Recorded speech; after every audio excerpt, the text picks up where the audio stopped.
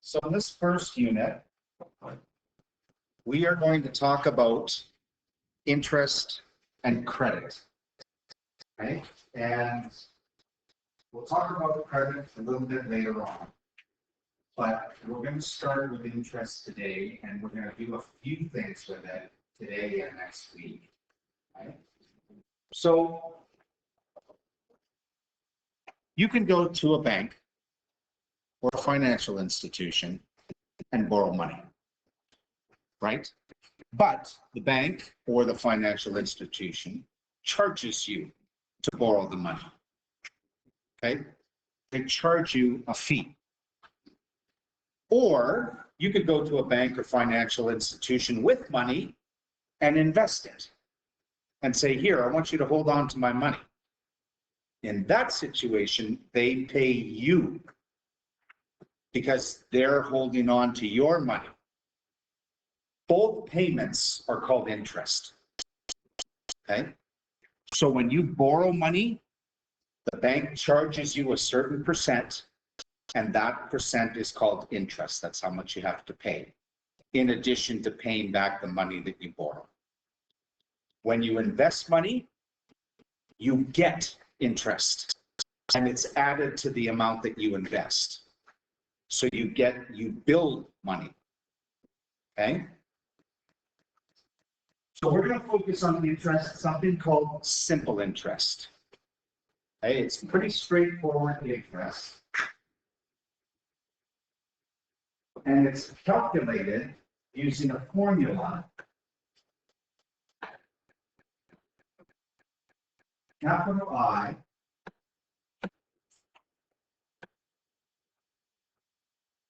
equals capital P times little r times little t. Okay.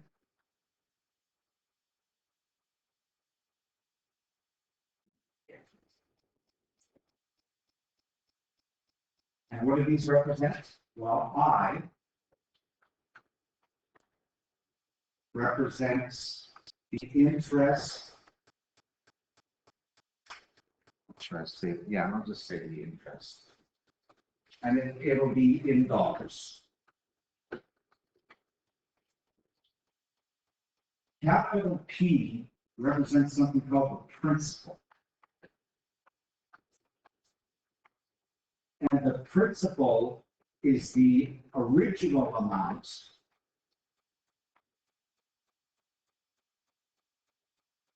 that you borrow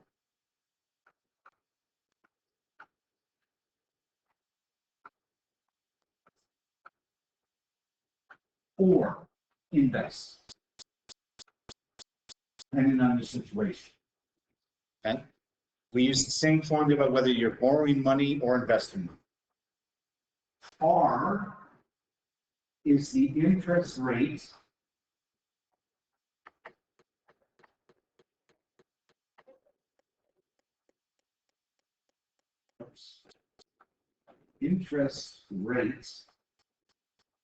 as a decimal. But when you're given situations, like if you go to a bank and you say, I've got some money, what percent interest are you going to give me? And they'll say 7.5%. Well, to actually calculate, you got to change that percent to decimal. And we'll just quickly review how to do that. It's not very difficult. And T is the time that you invest or borrow.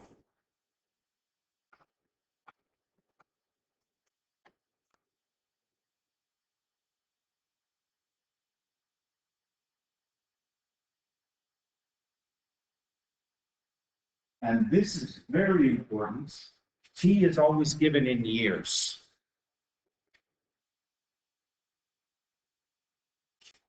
So that means if you borrow something or invest something for a few months, that's less than 1 year. You got to change it to a fraction of a year. Like 1 month is what fraction of a year? 1/12. 1/12. 1 week is what fraction of a year?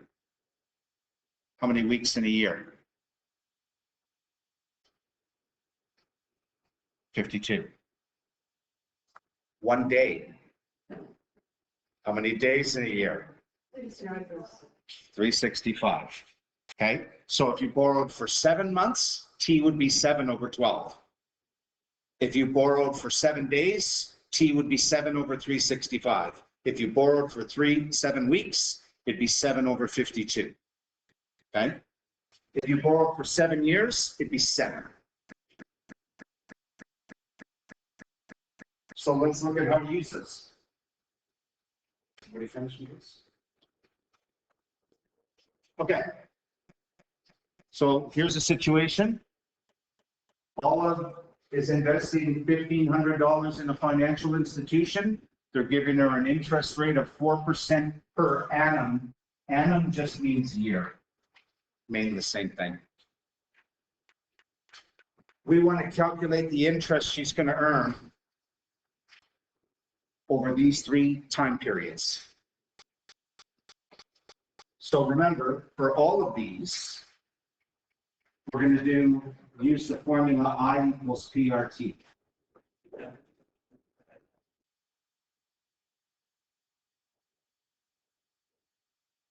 So for the first one, what's the principal?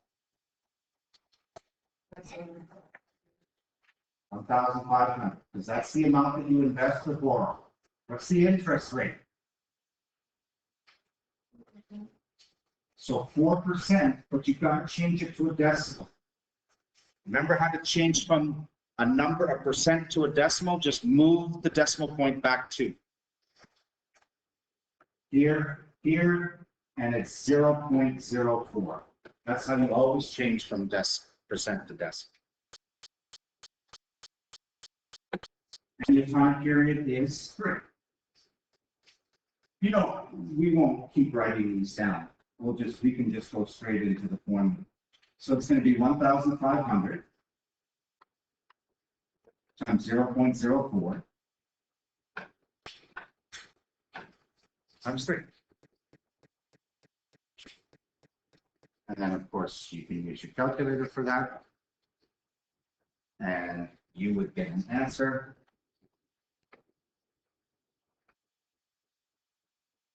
$180. Okay. So the bank's paying you $180 for you to invest $1,500 with them for 1 year. What do they do with that? What do they do with that money? Well, they invest it themselves so that they can make some money too. So they make some money and then they pay you back what they owe you, and they probably make a little bit of a profit. How about this one? Oops.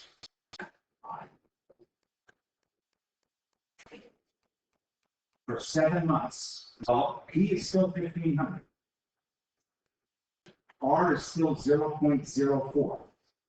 Those don't change. But what's T now? 7 over 12. Because 7 months is less than a year, so that means T is going to be less than 1 year. Okay, so how do we do this? 1,500 times 0.04 times 7, divide 12. And then just round that properly on your calculator, assuming you'll be able to actually, you get exactly this time $35.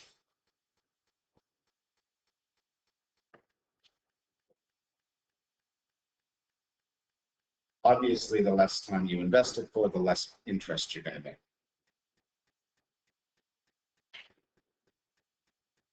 And to find that this one, what if you do it for 100 days? Well, P, capital P is still 1,500. Little r is still 0.04. Well, what's T now? 100 over 365. Because remember, if you're given months, it's over 12. If you're given weeks, it's over 52. If you're given days, it's over 365. Okay? So I can even put that months is over 12 weeks is over 52 days is over 365. If you want to just jot that down, use as sort of a reference.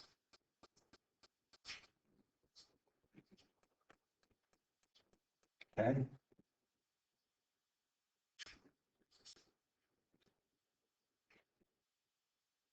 So far, we've used this formula just to calculate interest, but you can use the formula to calculate the other variables too. Like you could be told the interest, told the rate of interest, told how much time you invested it for, and asked how much you invested. So you could be asked to find capital P. You could be asked to find little r. You could be asked to find little t. If you are, you have to be given all the other values.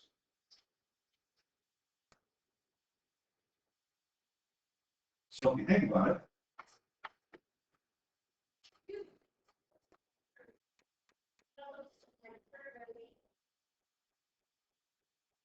how do I calculate P? Well, how do I get P by itself here? Both sides divided by R. Divide both sides by RT, right? Because it gets rid of that, gets rid of that. So we can use this formula. We can use this formula, I over RT is equal to P.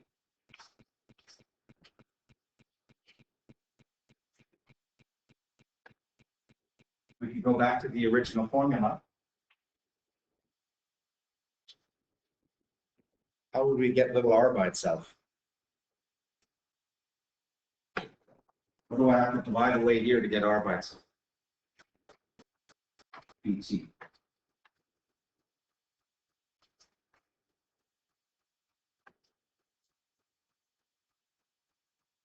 So to calculate the rate of interest, you take the interest, divide the principal times the time that it was invested, and then you have to change it back to percent.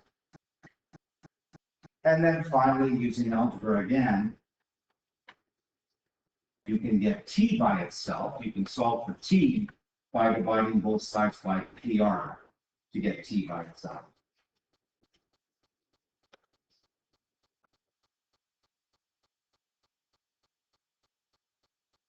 You don't have to remember these formulas. Remember, you've got a reference sheet for them all.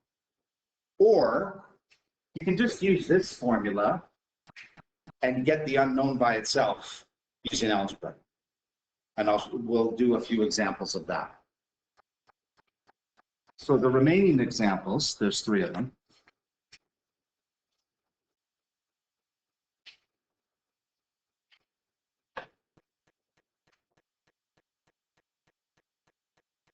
So Brooke has $2,400 to invest in a financial institution.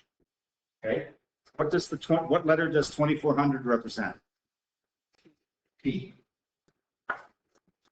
Calculate the annual rate of interest. What letter does that represent? R. R. If she plans to earn 300. I. At the end of 2 years, which is T. So notice R is the unknown. Well, you just use this formula and plug in everything you know. Yep. So what?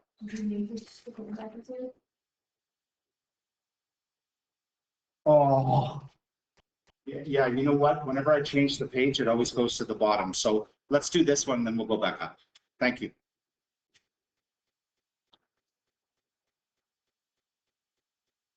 So the interest is 300. The principal is 2,400. R is the unknown.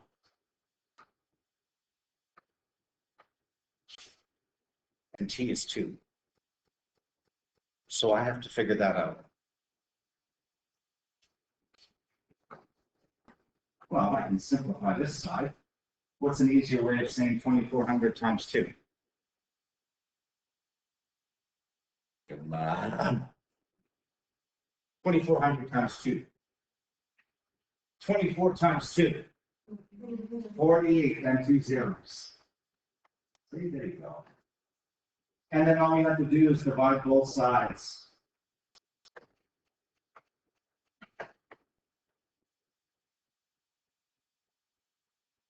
And we get R is equal to whatever 300 divide 480 is, which, what's that? 12 or 16. Yes, but we want to go decimal. But you're right. It actually works out to 0.0625 exactly. But remember, interest rates are always percent. So how do you go from decimal back to percent? Move it twice. So it's the same as 6.25%.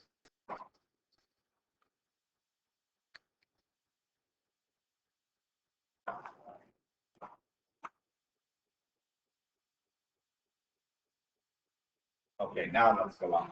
Do that example 2.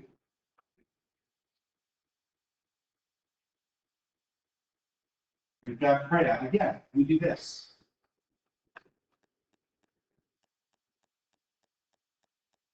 Fill in what we know. Do we know the interest?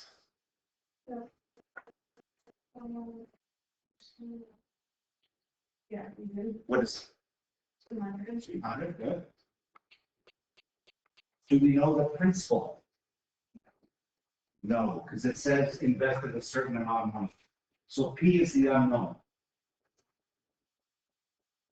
The interest rate as a decimal. 0.05. And the time? 4 years. Well, we can simplify the rate by multiplying those two numbers together. 4 times 0.05 gives us 0.2 times P. Okay. And remember, you've got a calculator you can use here. So don't feel you got to do it next. If you're not sure about it, use a calculator. Divide both sides by 0.2, and we get $1,000. So that's how much she invested.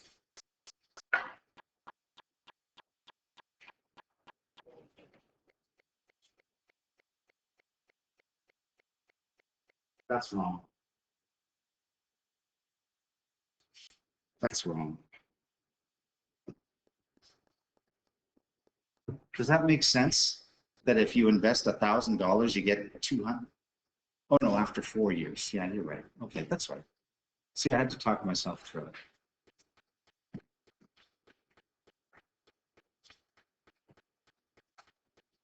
I was thinking wrong.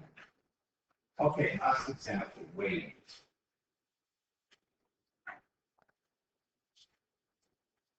So again, we set up our formula.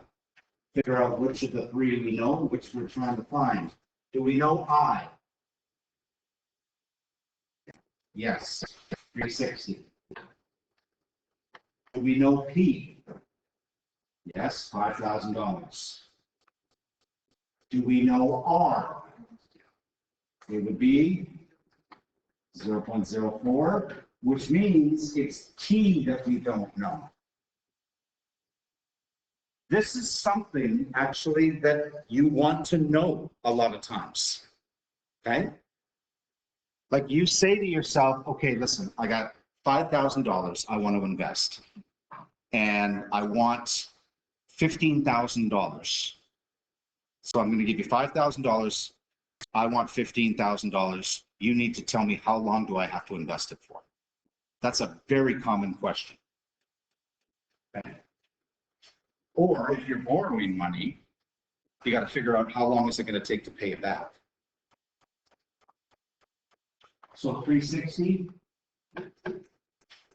equals, and then when we multiply those two together, we get, what do we get? 200 times t, and then, yeah,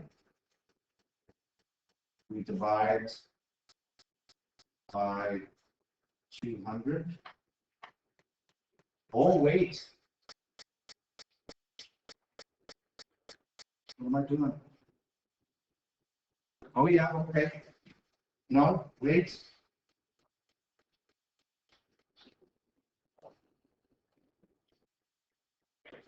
Divided by 200. Yeah, okay. Now, notice what the question asks. How many days? This is going to tell me how many years, right? So divide this, what do I get? 9.5. Okay, which is same, I'm going to go to decimal, which is 1.8. So that's 1.8 years. But we are asked for days. So what do we have to do with 1.8? How do I convert that to days?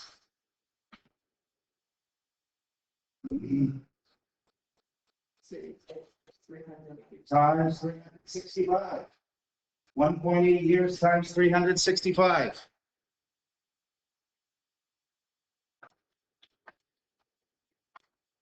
We'll give you 657 days. Okay. Now that's simple interest, and simple interest is used in many situations. Next week or the next lesson, we're going to talk about another type of interest that's more common, something called compound interest, which means that I'm going to say it now. Okay. Any questions? Are we okay? We okay? Yeah. For now. Never mind. If the place doesn't get 100.